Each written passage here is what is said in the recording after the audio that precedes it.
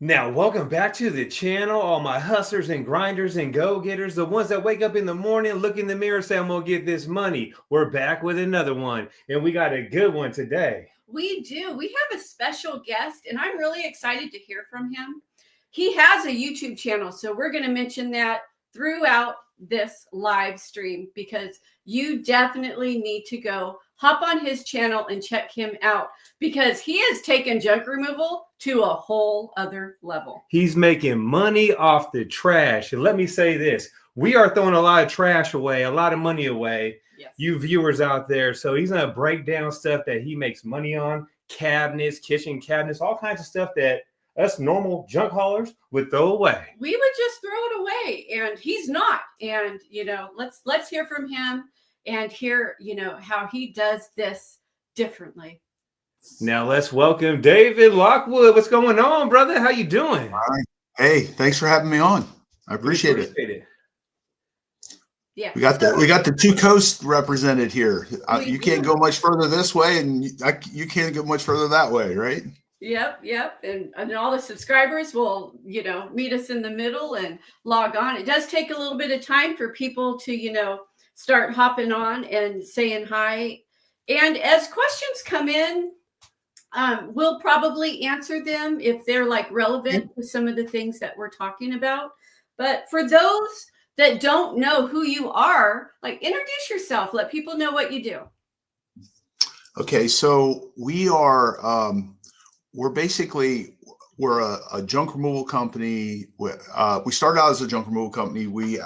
At this point, we do junk removal, we do tile removal, we do concrete cutting, we do selective demolition, and we tear down houses. And then we use all of these different things, and we buy rental properties and do set up Airbnbs. So, and then we use the kitchens and the baths we get out of these high-end properties and the furniture and stuff to rent it to do the Airbnbs. So that's what we were doing. Now, I lost my shirt after 2007. The market crashed for the real estate business. So I basically went from playing went from playing Monopoly to playing Sorry overnight. So I went for 1 year making crazy money, and then I made 10 grand the next year. So I had to start all over. And then I started doing junk removal just to survive, just to keep, I wanted to put my son in a private Christian school so that he wouldn't be subjected to these huge, crazy schools here. And that was my whole goal. And I was using junk removal just to survive, to go back into the real estate business. And then lo and behold, this whole thing evolved. It evolved into what we have now. I have 90 trucks and trailers at this point. So just as a scale. And in the beginning, it was me and one truck and the two teenage kids in other trucks. And we just grew it from there, doing everything ourselves, hands-on. Wow. So you got 90 trucks and trailers out there in Florida running around? Yeah. Yes, sir. Wow, that's amazing. So how long you been in the business for? Is it 17 years? Okay, so the everything came unglued in 2007. So, and then I started seeing people put stuff out to the curb. You're like, oh my God, they're throwing that away, and I'm broke. And I know somebody on Craigslist could use this. So that's what I started doing. They'd be unloading stuff out of a foreclosed house, and I'd be over there with my hoopty trailer, putting it on the trailer and taking it back to the house. And then I was doing real estate stuff during the day, and then doing this, and then and just basically getting stuff and putting it on Craigslist at the time, nothing else. And then I started saying, oh my gosh, I've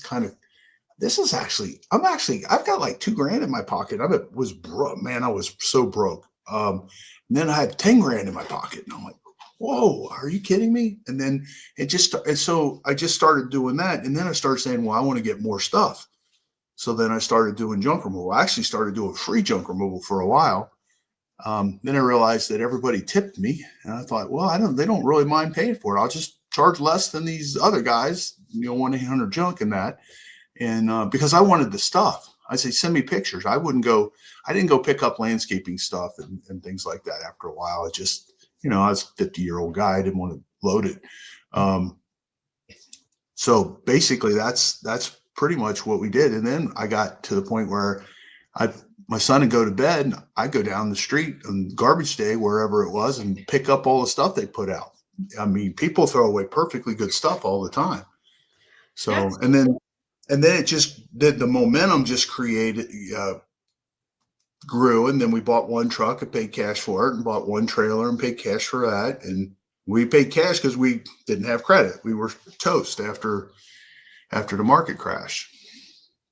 So you're a perfect example of keeping your eyes out for opportunity and grabbing them, because we often just say that over and over again on our channel, is opportunities out there. You just have to be looking for it, and you have to be jumping on it. And you've seen an opportunity when people are putting things to the curb to like grab it, make some money off it, and then just take it even further. So great. Well, it's definitely more work. There's no doubt about it. You have to get a little more organized, but once you do, you're making money coming and going, and you don't have to kill yourself getting the jobs, because you can be more competitive, because the real money is in, or at least I live in a market, and I focused on a really wealthy market.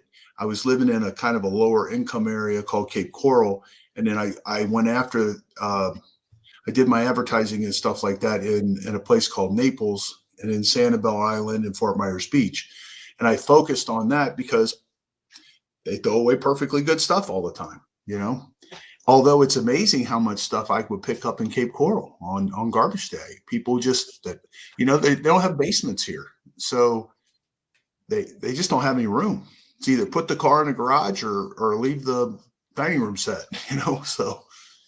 Now I got a question for you. Since you like demo houses and stuff, like what are the big ticket items that you find at these houses and resell? Because you were telling me over the phone about that copper. When you like knock down the house and you pull the copper out the ground, you can make good money doing that. So well, the video I have out Friday, it says miles of copper we're pulling out from a complex we're doing, and we're literally taking a little mini skid steer and connecting it to the wires and pulling them out. This is 50,000 square feet. Well, most of the time that kind of stuff just gets left in the ground, gets all tangled up when they're doing the last bit of the demo, and then ends up going to the dump.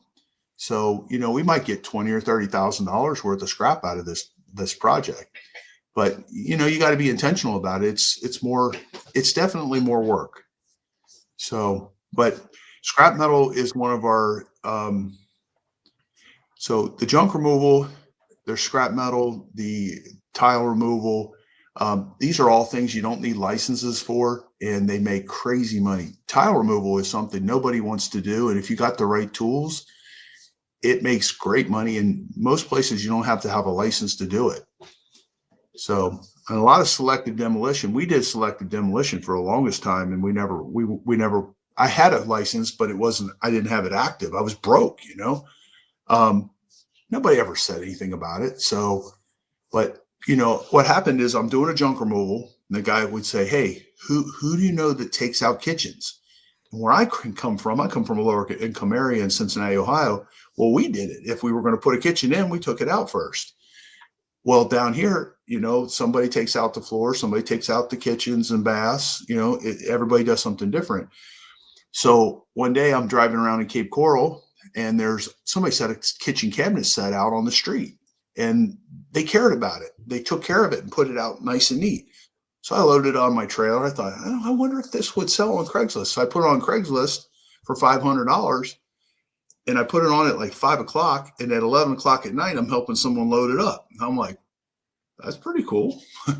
So then the next day, a guy says, "Hey, who takes out kitchen cabinets?" I said, "I'll take them out." So I took them out. I charged him $300 to do it. It took me 2 hours. And then I turned around and put them on for $1,100. And then I waited 4 weeks, and they sold. So then I realized there's a market for that. And then there's some little secrets inside of that. There's certain things you want to do with the kitchen cabinets are not worth much money, but a kitchen cabinet set is worth some money, even if it's older.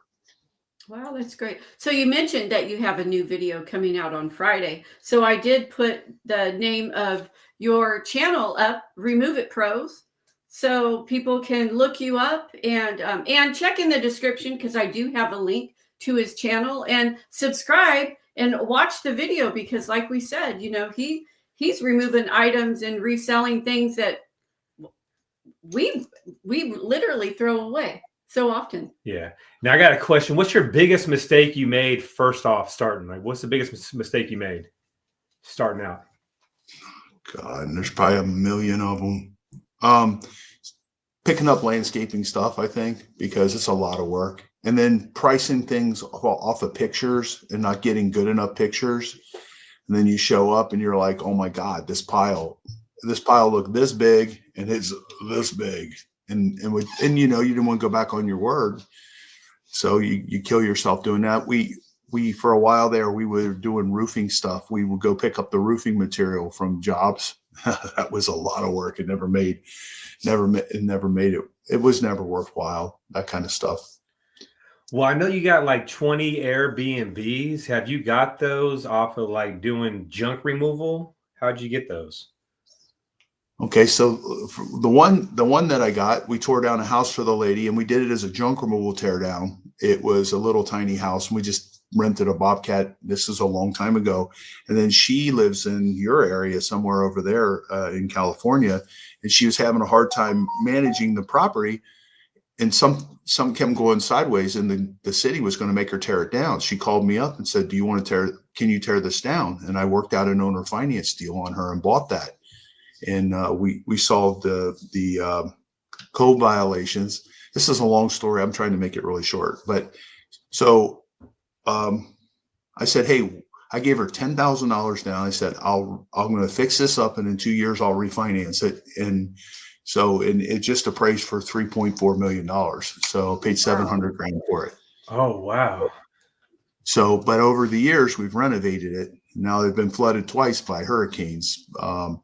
But the kitchens, the bathrooms, the appliances, the furniture, we do go buy some of the decorations and stuff because you can't get enough. The forks, the spoons, the pillows. Well, not pillows. We buy new pillows, but like we get all that stuff from here. The mattresses, all of it.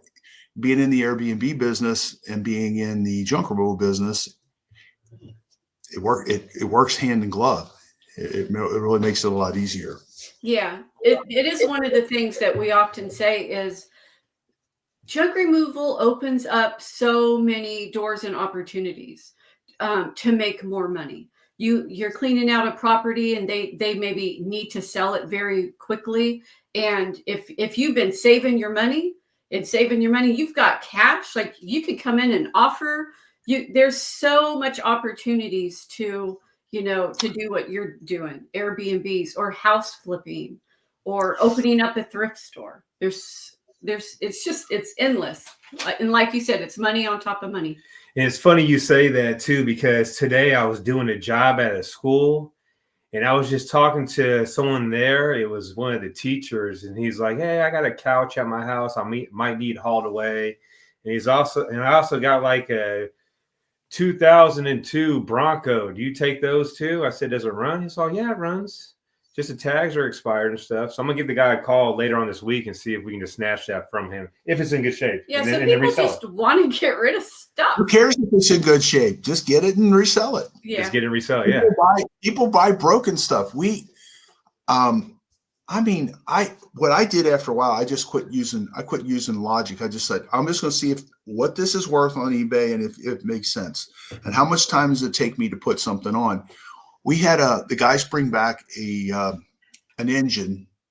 It was a Kubota engine. Okay. It was bolted to a pallet. So they bought it and never put it in. And this happens all the time. You find stuff in garages all the time. It's up on the shelves. They know it's worth something. They're never going to use it again, but they pay $300 for it. They can't return it or whatever. All that stuff can be worth money. Well, this thing was worth $5,000. I put it on eBay and sold it for $5,000. So, oh, wow.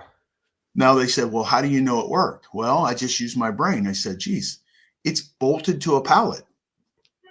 it didn't work, would it be bolted to a pallet? And then it had a bill of lading. So I made some assumptions. And if something went sideways on it, I would have done the right thing with the person. But they were selling for $7,000. I sold it to him for $5,000. So things like that, just unusual stuff. Looking in the bottom of bags. I mean, I saw one of your videos. You're talking about that. I've got a necklace. We got it on eBay right now. It's $2,200 brand new. So we got it on eBay for $400. That was in the bottom of the bag. And when I set the bag down, I heard it clink. So I opened the bag up, and there it was. So, and I got so many stories of stuff like that. And and then the junk removal business, it opens the doors up to a lot of other things where you can make money. You know, selective demolition is probably that's where we make the majority of our money.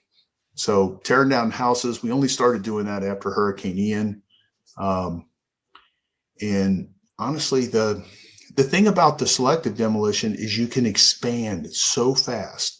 And if you bring excellence to it, in other words, you show up, you do what you say, you clean up after yourself.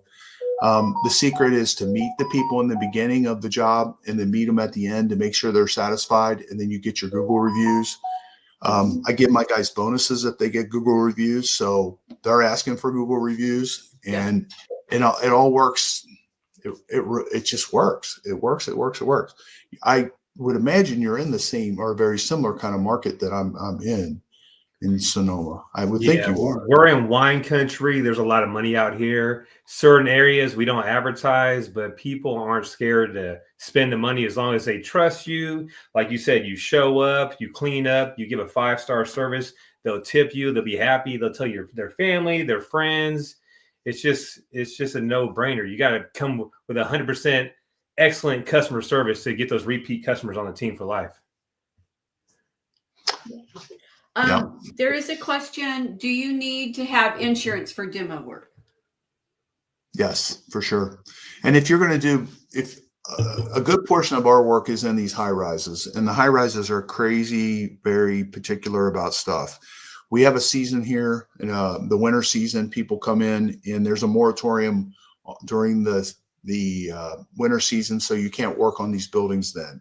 So what happens is once everybody leaves right after Easter, all of a sudden there's 3,000. I'm in a really, really tiny marketplace. There's 3,000 demos or renovations going off in a minute, and 900 of those are my customers, and I can only do 25 of them at a time or 20 of them at a time. So you get but at any rate, yes. And in those high rises, you got to be licensed and insured. Yeah. Let's see. How many people are on your team? Last year, this time we had 130. We got 107 right now. Now, do you buy lunch for everyone too, or no? I'll tell you what, we do all kinds of stuff. Like on Fridays, we order all these sandwiches and stuff, and the guys come in and they just grab that stuff for their lunch. And then we start everybody, and we don't take lunches. We don't leave for lunches. So everybody comes in the morning, they unload the trucks, they get the scrap off the trucks, they get the stuff that we're keeping off the trucks, and they put it in our warehouse. Then as a group, they go down to the gas station at the end of the street, and they fuel up their trucks, and they get what they need for the day.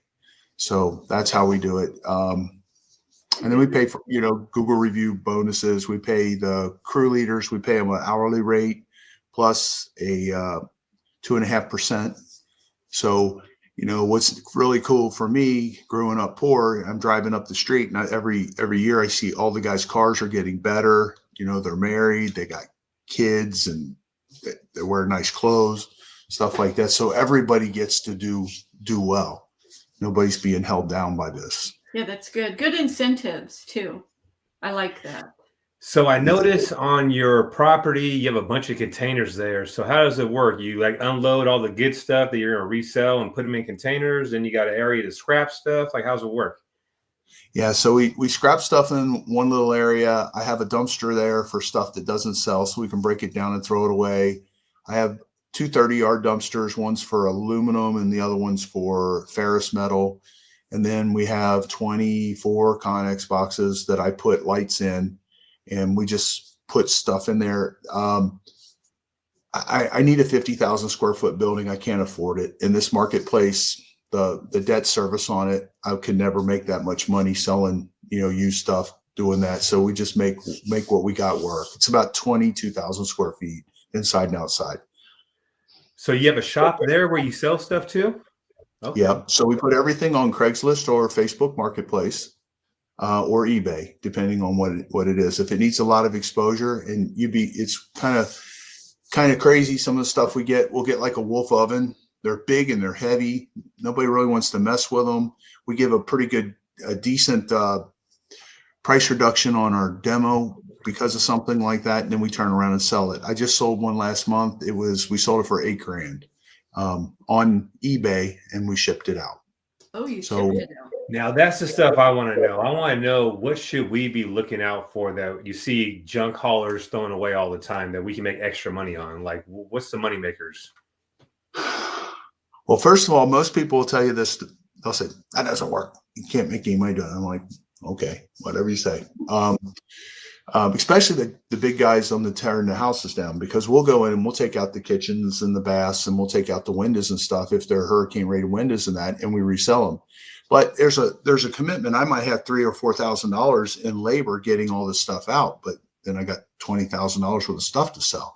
Well, that math works, but you got to put systems into place to handle it, because when it comes off the truck, I got somebody to clean it, and I got somebody that's going to measure it up, and we do business a certain way. We measure everything. We show them. The first picture is it. Let's say it's a kitchen cabinet set. First picture is of it in the kitchen installed. The second picture is it's sitting in the warehouse. So I'm bringing the expectation down. Then the third picture is the defects. We want to show you what got scratched, what got dinged up, what's not good about it. Then we show you all the measurements. So you literally should be able to just bring your trailer and come to the shop and pick it up. So we got a reputation for showing things the way they are. So I like that a lot. So you guys show up to the property, you see the cabinets, you take a picture of it right there, then you load it up, bring it to the warehouse, take pictures of it again with the measurements and any scratches. I love that. We do that a lot too. One thing that we do when we sell stuff is I always put stuff by the Mercedes. I got a Mercedes Yes. out front. I'll open up the garage and I'll put the couches by the Mercedes. And then There you go. Couches are money makers for us. So when I thought he was nuts to do that. I just didn't think that worked at all. But so many people will comment. They'll comment when they come to pick the stuff up. Oh, I loved your Mercedes in the picture. But it was just showing them that it came from like a nice house or something like that. Yeah. I just didn't think it would work, but it does. It works. Psychologically, that helps, especially if it's sitting in a garage, because we have a hard time selling furniture from our warehouse because people get the icky factor going on when you're buying stuff from a warehouse. So like right now, we have so many kitchen cabinets and stuff coming in that we're literally going to throw away 2 or 3 dumpsters full of furniture. And there's nothing really wrong with it, but I can't sell it and I don't have the time. I don't have the time to do anything. We'll curb alert. We're going to curb alert it first and put it out on Craigslist and do that, which is a lot more work because you get a lot of needy people coming and burning time. So, Yeah. But Go ahead. Oh, so somebody asked a question. What is selective demolition? selective demolition is take out this bathroom, don't take out that bathroom. Take out just the cabinets and just take out this wall and take out the flooring, but don't take the flooring out in that wall, in that room. So that's selective demolition. So not necessarily tearing everything down, but just the parts that they Right. want. Okay. Right. Thanks for clarifying that. And there was another question. Can you explain just a little bit about what permits are? Like, how do you get them and what do you kind of need to do the demolition that you're doing? So a lot of, let's say you're a junk removal company and you want to work for, you can work for a general contractor. You can just have them put you on their payroll for a minute, and then you're covered under their insurance. They go get the permits. We don't go get the permits for this stuff. We do get permits for tearing down the houses. But you want to work for general contractors because you want them to deal with the homeowners, because the homeowners are typically very unsophisticated. They don't know a lot about demo. When the 10 times a year that we have problems with things being taken out that shouldn't have been taken out or whatever like that, all come from homeowners miscommunicating or they don't know what they're doing. They're trying to save money, and then they have us do their demo for them. And then, they told us to take that bath out, not that bath. And they took the wrong bath out. So that's great. So, and then somebody else asked this, but you just answered it. So it's really great that you mentioned that, because so many people would see that as a roadblock and then decide to not go down that road. But like you said, it really is all about networking, meeting people. So go and find a contractor and network with them, and then you could do work under, I know people that do work under their umbrella of protection. It's pretty, I've been a builder for a long time before this all happened. It's very common to use your tile guys, to use your labor guys to do your demo. Rarely do any of them guys have contractor's licenses. In my area, we're in an area that's like Beverly Hills. Okay. It's super crazy wealthy, and they're anal about everything. Most areas, like if you go up into Cape Coral or in these other areas, anybody's just doing the demos. So yes, you're supposed to have a contractor's license. Yes, you should do it that way.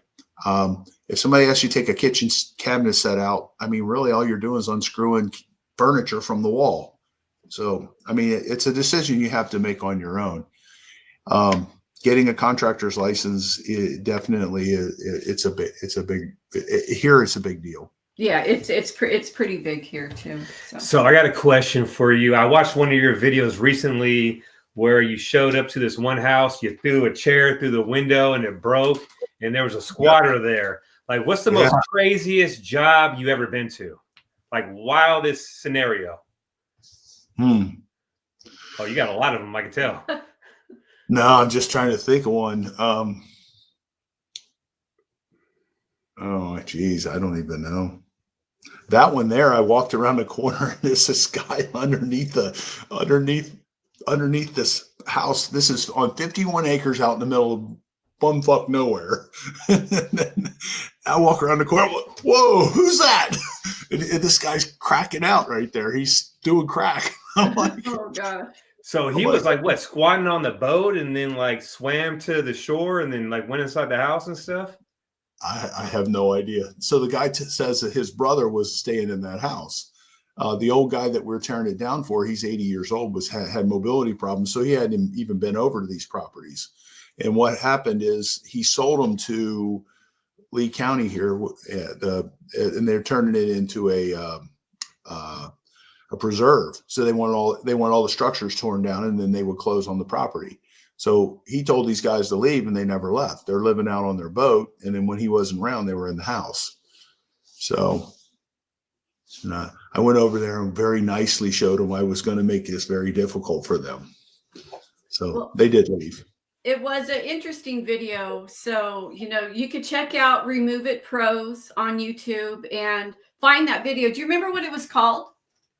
It's 6 houses on 51 acres. Okay. And look for that title and give that a watch, because that was quite an interesting video. No, it had me hooked for sure. Hudson, can you put that in the chat or whatever? Yeah. Now, do you have a bunch of dumpsters on your property too, or no? Or you rent those? Yeah. So we chose not to go into the dumpster business here. The dumpster business here is run by the mafia, and we don't want to deal with them. If we start a dumpster business and run it, starts doing well, they're going to make us sell it to them. I don't want to deal with that. So we just do our own. We just do our own deal. So we only use them for tearing down our houses and stuff like that, and for scrap metal. Now, what do you run for equipment? Are you running box trucks and dump trailers, or what do you guys use? Yeah, box trucks and dump trailers. And see, if you take on the mindset of doing things the way that I'm doing it, what you want is you go from it's a different mindset, the 1-800-JUNK kind of mindset, where you want a certain size of a truck and you want to do it you know, a quarter truck and a half truck and all that stuff. That's a great model. But what I'm doing is I want more stuff. I want more. Man, I want to be able to do 4 or 5 junk removals and not have to hit the dump. So the dump trailer's for that. And then I put the stuff that I want to repurpose into the truck. So now junk removal it's just one part of a bigger equation for us. So it's where we started and where we got our momentum and where we built up our cash to do the other things that we're doing. Right on, right on. What would you say is your most profitable jobs? Kitchen cabinets. Okay. We sell 1,200 kitchen cabinet sets a year. So about 1,200 fridges a year as well. Wow. Yeah, kitchen cabinets are expensive as hell. Yeah, we haven't done ours yet. We haven't done it. We might call you up. Do you ship to California? That's my next question. Oh my gosh, yeah. Just come down and visit and just drive a truck home. It'll be worth your while. And these, you wouldn't believe some of these kitchen cabinet sets we get. You're like, oh my God. And sometimes somebody will buy something and we'll demo it. They'll renovate it, sell it. The people who bought it again, the building tells them about us again. They want different colors, and we'll go take out the kitchen cabinet set that this company just put in, and then there's never been a can in them. Oh wow! Some of this stuff. That's a win-win right there. Yeah. I grew up poor, man. This stuff, I'm like, are you kidding me? Are you freaking kidding me? Yeah, it's crazy the stuff that you get from jobs. Like we show up sometimes. I'm like, man, you could have put that on Craigslist. You could have put it outside for free. Someone would have took it, and now you're paying us to take it. Yeah, it's wild. Yeah. They just don't have the time. Yeah. What are your favorite jobs? I believe it or not, hoarder houses, because you always find some really cool stuff. It's normally they're really super crazy nasty, but most of the time, people that have the hoarder mentality, a lot of times they're hiding stuff in there. And for me, it's like a big gigantic Easter egg hunt. So I've had a couple really good experiences with that. I've had a couple really bad experiences where they just people were having health issues and it was really bad. I had a guy who moved from New York to here, and he had a 10,000 square foot house up there, and he moved into 2,500 square foot. He kept having a truck come down one truck at a time and bringing the stuff down. And he would have me come there and he would sort it. Here, you take this and I'm take that. And I'm like, and I'm going back up there like $20,000 worth of stuff on my truck. I'm like, are you freaking kidding me? And then I'm taking it back to Cape Coral and putting it on Craigslist and all that. And I mean, it never ceases to amaze me. And kitchen cabinet sets go in and they just put them in 2 years ago and they're brand new, and they're $30,000 worth kitchen cabinet sets. Nice. It's so, I'm mind blown because you've really taken junk removal and you've utilized it. You utilized so many different opportunities and ways to make money that, like you said, yeah, you're making money on top of money. You're making money getting your stuff, and you're making money when you sell it, and just. Now I'm wondering, what is your best find? I hear guys all the time, they find like a safe full of cash, or maybe they find some gold or something. I have never found a safe full of cash.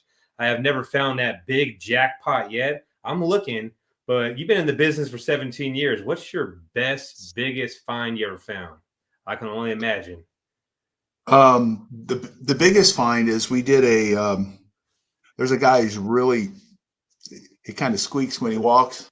And he called me up and wanted me to do this junk removal. And I said, okay, that's fine. I said, but I get everything that's left. Okay. I get everything that's left, period. Okay. I'm going to go do it for this cheap amount, but I don't want to hear nothing. So, and his mom had passed away. And, so we had this really nice, dresser that had locks on it, and we couldn't find the key to one of the locks. So, and we didn't want to break it open because it was a nice looking antique. Now, antiques are hard to sell on our marketplace. So one day I'm walking through the warehouse and I noticed that the bottom drawer's open and we didn't have the key for. Well, apparently the key was hidden somewhere on the dresser. Somebody had opened it up. Well, I pulled the bottom drawer out, and guess what was in there? $5,800 in $100 bills. Oh, wow. But it was all strewn around. People had been taking, they've been opening that drawer up going, oh my God, there's money in here, and taking it. So it was $5,800. That's cool. And then the next funnest one was, this was about 6 months ago. Guy calls us up and says, you know, these guys brought this hot tub and they dropped it. I want you to come get it. And I'm like, what are you talking about? He says, Home Depot sold me a hot tub. When they brought it to my house, they dropped it 2 foot off the truck. He said, and I told him I don't want it. So he went back and forth with the manufacturer. They ended up paying us $500 to come and get it. We took it back to our shop, opened it up. I mean, it was literally in the original packaging, filled it full of water, started running it, make sure it ran. There was one little piece that got broke, and we glued it back together, and I sold it for $3,000. Nice. So it's right on. $5,200. That's what they sell for at Home Depot. So the manufacturer didn't want to take the chance of bringing it all the way back. So I would think you might have some good insight on this question, because it is a person that's starting with a small truck and trailer. And what are your tips for optimizing his operations? Well, the first one we started with, if you look on my channel, you can see I had a SUV with 200,000 miles on it. It was a Ford Explorer, and I literally bought a $100 trailer that you could fold up and put in your closet. It was that small, and I built a wooden frame on it, and that's what I started with. And then I got a little metal trailer with a tailgate so that it makes it easier to load. You guys know what it's like and a lot of times we were running by ourselves. So Logan and Talon and I were doing this together, but they were kids, they were in school. When they get done with school, they come and help me, but I would go and I got a little cheap trailer. I paid like $1,100 for it, I think. And it had a ramp on it. I think it was like a 6x10 maybe. So, and then that's what I did. And then I put it on just a normal SUV until I got something better. And then what happens is if you just don't spend everything you make, just keep some of the money and just go ahead and buy something better and buy something better. Making money coming and going, you're making money going there, and then you're coming back and you're selling stuff while you're waiting for more calls to come in and so on and so forth. You're putting stuff on Craigslist and that, and you're making money, both ways.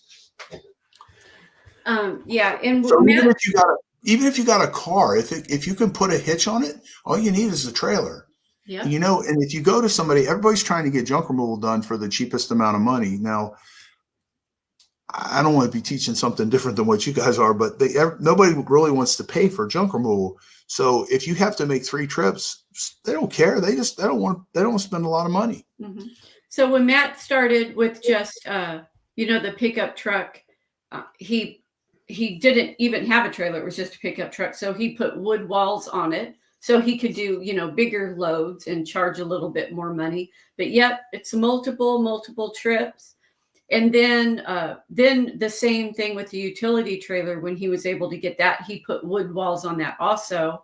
So it enabled him to, take more loads. So that's our advice. If you don't have walls, maybe try some walls and just go back and forth until you don't have to anymore. Yeah, sometimes you got to do what you got to do to make shit happen. So in the very beginning, I know you worked your ass off. We worked our asses off to get where we're at now. I think a lot of people get it twisted thinking that the junk business is easy. Yeah, it's easy. It's easy to pick up the trash, load it up, go to the dumps and dump it. The hardest part is getting your phone to ring. And I hear a lot of guys, they call me up, like every day I get at least 4 or 5 phone calls from subscribers. And they always ask me, what should I do? How should I start? Should I get a brand new dump truck? Should I spend that money and get a brand new dump truck? I'm like, no. Start with what you have and let the market tell you when to grow. Don't go out there and spend a bunch of money on a brand new dump truck. I started with a 2000 long bed Toyota Tundra. And you said you started with a bucket.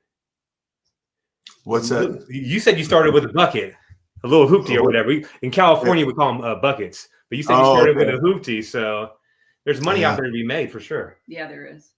Now, what is your YouTube channel called for the viewers that don't know your channel? Yep. It's Remove It Pros Demolition. And you have how many subscribers? We just got over 47,000 this last week. So, well, congratulations, because it's a hard, long hustle for sure. And, well, both our channels are. You realize at the size of channel that you're at, you're in the top 2% on YouTube. I don't know if you know that or not. No, we had no idea. So we're in the top 2%. Yes, you are. Oh, nice. Yeah. So for all your viewers that are watching out there, because I know you're live streaming it, check out Sonoma Strong Hauling and Junk Removal and go subscribe. Yeah, we teach you how to start a business with a truck. Make money with a truck. So I guess both of our goals is to be the 1%ers, right? Yep. Well, you want impact and I want impact. We just want to help people, that's it. And you're helping me and I'm helping you, and then we're helping other people. Like this guy, Spotless Junk Removal. There's probably 10 junk removal companies here that spawned off of my company. So, and when I started doing what we're doing, there was nobody with a box truck and a dump trailer hookup. Now, all the other not all of them, a lot of the other demolition companies that I compete with, they got the same setup I've got. It just makes sense. I mean, like you see the ramp on the back of the trailer there, just that little thing right there. When you're taking heavy tile and stuff and loading, your guys are dead by noon. But if they can go up that ramp, they're fresh all day long. Yeah. So little things that make a big difference. So that's one of our rigs right there. That's good. It's a good setup. My next question was, what made you decide to start a YouTube channel for your business? Growing up poor, seeing what we're doing here and thinking about all the people that could benefit from it, that could get ahead, who could walk away from their 9-to-5, all the people who want to be entrepreneurs, all the people who are sick and tired of their bosses treating them like crap and all that kind of stuff. That's what this is all about for me. I don't know. And I think there's more than enough for everybody. So that's my mindset. Yeah, I would say doing the YouTube videos and helping people out and getting those phone calls is so rewarding. And a lot of people out there, they're just starting their YouTube channel. Let me tell you, it is a hustle. It is a full-time grind. You got to be consistent. And you have to like it. And you have to like it. You can't just be wanting subscribers and wanting money, because then it'll just be so empty. Because always recording videos while you're working, it's really challenging. Yes, because a lot of your really big YouTubers, that's their job, right? They're creating content and they're recording and they have a team that does everything, and it's their main job. Like, they're full-time content creators, and we're full-time business owners that happen to have a hobby of content creating. That's how I look at that. But it's very rewarding. But it's challenging, because you're doing a job and you're getting recorded, and then sometimes things don't always go as planned, and sometimes you might not be in the mood to record that day, but you are doing it anyways because it's really good footage, because of the job that you're doing will really help teach people how to do stuff. So yeah, you get the challenge of that. Yep. I think it's fun. Yeah. It's very interesting. Yeah. Yeah, we have fun doing it for sure. I remember when we first started doing it, I was making the worst thumbnails in the world. I had no idea what we were doing. And then we got our first 1,000 subscribers. I was like, oh, hell yeah. We didn't even think 100 people would want to watch us pick up junk. We actually started the YouTube channel because it was a free platform and we didn't have money to advertise. So we're like, oh, we got to get on Instagram and we have to get on Facebook, and YouTube's free. So we may as well put little commercials on our YouTube. And then we're like, well, we may as well show people that we're changing our lives picking up junk. And Matt has such an inspiring story. I'm like, we should people like realness, and let's just be real. And yeah. Now, I don't know about your channel, but on our channel, guess who's always in the commercials? Do you know? Who? 1-800-GOT-JUNK. Every time we start a video, it's 1-800-GOT-JUNK during the commercial. Oh, is that right? Yeah. That's interesting. That's funny. You know, it's funny. I remember sitting next to them dumping my trailer, and they're dumping their stuff. And I'm looking over there going, man, that's about $10,000 worth of stuff you're dumping. So, yeah, we do that a lot. What is the best way to secure work with general contractors and property managers? Once you get a job with someone, do a good job. Get them to meet you at the beginning. Get them to meet you at the end. And then the word of mouth will take off, because that is so unusual today. It shouldn't be, but it is. It's so unusual today. So what happens is you're able to, for us, we're moving into a new market north of us, and we've spent like 50 grand advertising up there, and we're getting no traction, not the traction we should get. Here, we're at 97% word of mouth advertising. So we can actually pull more business than we can do for half the year. The other half of the year, we're running around doing anything and everything we can to stay busy, because we don't want to lose the guys that we've got trained up. So that actually, well, I'll go back to this one, but it actually leads into this one. Spotless Junk Removal says, "Remove It Pros, he'd love to help with any little jobs you may not want." Tell him to call Lisa and make friends with her, because we turn down junk removal jobs all the time we can't get to. I mean, right now our schedule is completely full. I had a guy down the street. We're taking out his kitchen and his baths, and we got a full schedule. We said we'll do it this Saturday and next Saturday. Well, they're losing their minds because they want us to come do it now. And I'm like, you have to wait till next Saturday. And then I'll put 2 crews or 3 crews on it, and we'll knock it out. And I already did half of it last Saturday. But you can only do what you can do, you know? Yeah. Did we answer this one already? No. So JB Hauling and Junk Removal asks, what was the worst job you took on? Picking up shingles. I do not recommend it. And I didn't have a dump trailer back then either. So yeah, I agree. It could there's look like a little pile. Huh? It's like peeling an onion, right? Yeah.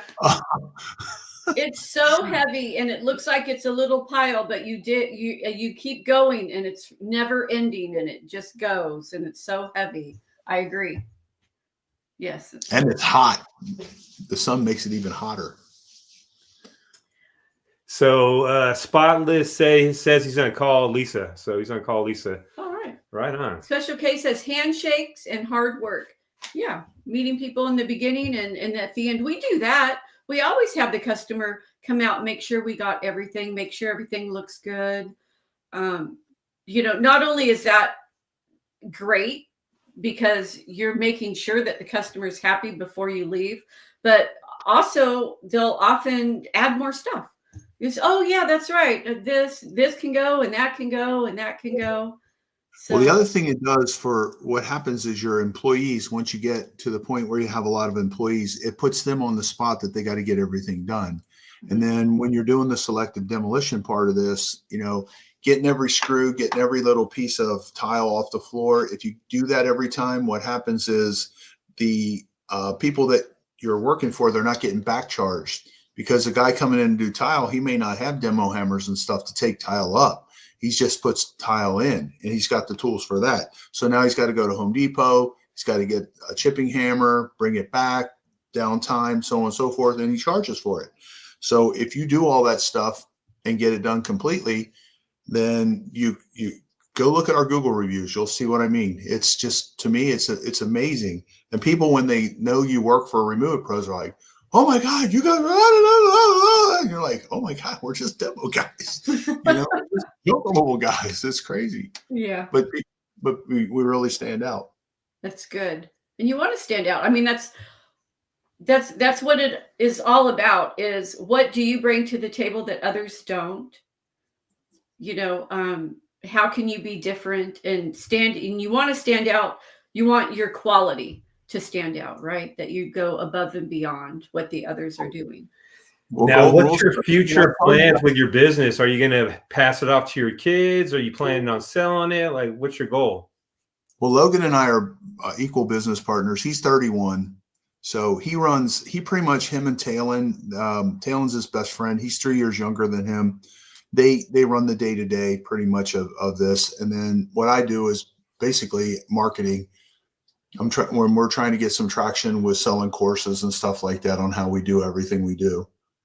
So it's the little details that can make it it lets you hit the fast forward button, because you don't have to go through so much of the learning curves. If you already know that this is going to happen and you can anticipate it, then you just walk right around it, you know? Yeah. Yeah. And then what's your goal with your YouTube channel? Well, everybody keeps saying it should just blow up here any minute. So I don't know. We'll see. Hopefully. Yeah. Right now it's a labor of love. It's not doing as well as I wanted to, but I mean, we came a long ways. We've been at it for 18 months. So, but I've gotten some coaching and stuff like that. So, done a lot of stuff wrong. There's a formula for all this stuff, and just trying to learn it. But I really would like to want to teach. Basically, I have a course out on junk removal, on how to do the junk removal the way we've done that. Basic course, and then a master course. And then what I'm going to do is I'm going to do another book in that on scrap metal here in just a minute, how we're doing scrap metal. Then from there, I'm going to do tile removal. Tile removal makes crazy money. And then put out the selective demolition and do a selective demolition book, and basically just show all these little businesses that are inside of our business. And then like concrete cutting, there's a million books out there on that, but you can't find a book out there on tile removal. There's nothing teaching you how to do that stuff. So, and they're just all these little businesses that you can wind up into. It's the same rig. You could use the same rig and do all this stuff. That's great. That's great. I like your vision. So do me a favor. When you do hit 100,000 subscribers, give me a phone call and let me know. Okay, cool. Call me up. And if we hit 100,000 before you, I'll call you up. I'll be like, hey, we did it. It's our goal. We want to hit 100. You guys got to come visit. We got to go out and play. Yeah. We'll definitely come out there for sure. We got to plan it out. Yeah, we do. We have to plan it out. We have to check our schedule, and I have to, the real ID. I have some stuff I need to do for that. So, what month is the best month to come out there, would you say, for like fishing and stuff? All the time? Every month. Every month, right? I knew you were going to say that. Yeah. Yeah, we'll definitely come out there for sure. Yeah. So I guess I got one more question, I guess. What is that? What would you do different if you did it all over again? Anything you would do different? Jeez. And if you say, I wish I would have started earlier, I heard that a million times. I'm just kidding. I'll tell you what, for the longest time, I was fully intending to go back into the real estate business. I just was looking right over. I didn't realize how profitable this was. It just never clicked. And then one day it just clicked. I'm like, my gosh, and the being able to multiply yourself, it's a easier way to multiply yourself. I guess just not trusting people enough to get started sooner, having them do more of the work. Because I was in the truck for probably a lot longer than I should have been, because I was losing my mind, because I'm trying to do the paperwork and all that stuff, and run my own crew and stuff like that, and it's just a lot. You're wiped at the end of the day, and then you got to go back and do the payroll and stuff like that. So we actually got another question for you right here. How do you figure out pricing for demolition? It depends on what market you're in. For me, what I do is I just because you're doing hands-on stuff, you just got to get an idea how much time it's going to take. And that's how we price stuff. We don't price it by the square footage. So taking up tile is, if it's got ProFlex, you got to figure out if it's got ProFlex. It's going to take twice as long. And you're going to charge per square foot for tile. But like taking off the soffit in a kitchen, well, you just know how long it's going to take, and you give it so we might say, okay, the soffit's $800, taking out the kitchen. These cabinets are really nice. Let's give them a $500 credit for the kitchen, and let's take the kitchen out for $900 or $1,000. And then each different thing has its own little price. So, this wall, they're drywall and metal walls, most of the high rises and stuff. It's not incredibly hard to take out. So, but it looks like it's a lot to the owners. So I might say $1,100 to do that, and it doesn't take us 30 minutes to do it. So basically that kind of stuff. So then how far is it from the unit to the elevator? And then when you get downstairs from the elevator all the way out to your truck, how far is that? So those are all factors that you put in. You just give it a number, and for me, it's just time. How much time is it going to take? Mm-hmm. So somebody asked about man hours. Do you use? It's a hard. We can't. Everybody wants to do that. We hired a guy who works for us to do schedule or to go out and bid stuff, and it's hard for him to do it because he's so used to doing it that way. It's too hard. There's too many factors, and when I say you do it by time, you're like, okay, we normally charge $1,200 to take out a kitchen, but I got to go 2 football fields to get it to my truck. Mm-hmm. So that's going to take me a lot longer. And most people aren't going to do these kind of jobs because they can't. They're not trusted to be able to do it. So there's no magic formula. Yeah, we get that for junk removal too. People are always, what would you charge? It's like, you can't show us a picture and ask us what we would charge. There's so many variables. It's just different. It's different all the time. It depends on your market and where you live. And like you said, all the variables of, can you pull right up to the stuff? Is it upstairs, downstairs? How difficult and time consuming is the job going to be? Are we going to back up and load up a truck right there because everything's in the garage and it's within like 3 feet? Or are we using the elevator going up to the 7th floor, or climbing 1,000,000 stairs? There's so many different things that come into play when you're pricing. It's just not a one size fits all. Now, where can people find you at that just tuned in on YouTube? Remove It Pros Demolition is where our is our YouTube channel. Remove It Pros Demolition. And there's also a link to the channel in the description. And I highly recommend that you hop over there and give him a follow, subscribe, and watch some of his videos, because like we said, he has taken junk removal to a whole other level. And for your viewers, they can check us out on Sonoma Strong Hauling and Junk Removal. Make sure you guys smash that like button, hit that subscribe button. And thanks for joining us tonight. We appreciate you hopping on with us. Well, thank you for having us. Makes us feel special. Right on. We'll do it again for sure. Is there any questions you got for us or what? Yeah, just let me know when you want to come out. We'll make it easy for you. Yep. All right. Sounds good. I was checking out the Airbnbs already. Right. You sent me the link. I was checking them out. Yeah. All right. Well, that's cool. So are we done then? Yeah, we're out of here. We're done. Thanks for joining us today. It's been a pleasure, and I've actually learned a lot. All right. You take it easy, brother. All right. See you later. Bye-bye. Bye. And just like that, he is killing the game, JoJo. He's pleasant. Really nice guy. He's out there in Florida doing it.